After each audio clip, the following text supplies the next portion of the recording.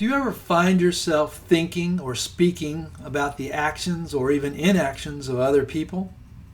That's sort of a non-judgy way of saying when we are judging others or even ourselves. Paul has defining wisdom for us regarding judging. My name is Dave Hughes, and this is Glory Bound Ministry. Paul advises us on judging in 1 Corinthians 4, 3 through 5. But with me, it's a very small thing that I should be judged by you or by a human court. In fact, I do not even judge myself. For I know nothing against myself, yet I am not justified by this. But he who judges me is the Lord. Therefore, judge nothing before the time until the Lord comes, who will both bring to light the hidden things of darkness and reveal the counsels of the hearts. Then each one's praise will come from God. This is a subject for everyone, believers and non-believers. It seems that we all try to get on the act of judging. Well, except when others make judgments about us.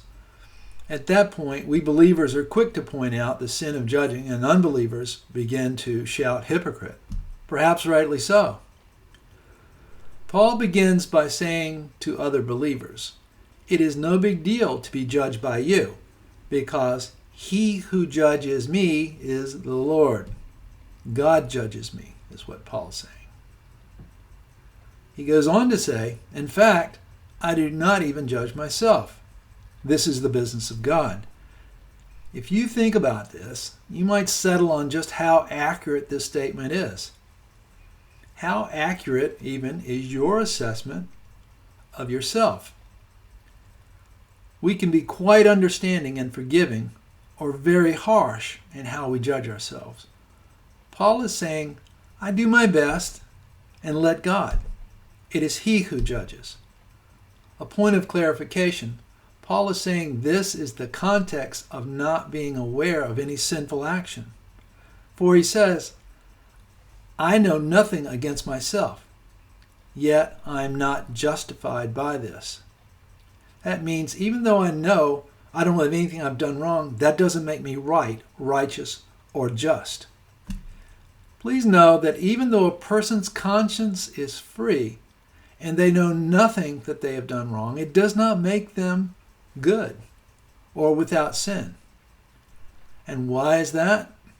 Paul writes, who will bring both to light the hidden things of darkness and reveal the counsels of men's heart? The who is God. He and only he knows our heart. Paul's conclusion, therefore, judge nothing before the time until the Lord comes, who will bring to light the hidden things of darkness and reveal the counsels of the heart. Then each one's praise will come from God. Here are the points that may be helpful in our daily life. As a servant of God, we only answer to him. We do not know the heart of another. Only God does. Keep focused on what you know to be right in his service. There will always be detractors, but remain prayerfully focused. This has nothing to do with discernment. Judgment and discernment are separate issues, and discernment is your responsibility. If a believer is speaking some apostasy, discern. Come alongside and correct. If an unbeliever is seeking and speaking wrongly, discern.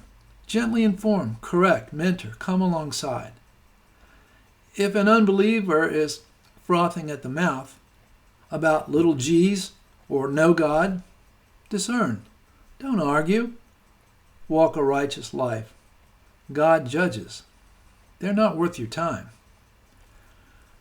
Monitor and correct how you may or may not be rightly judging or discerning. I hope you'll give that some thought. When and how and what is righteous, and the fact that we don't know another's heart.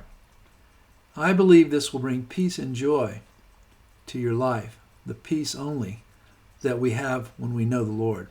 Have a blessed day.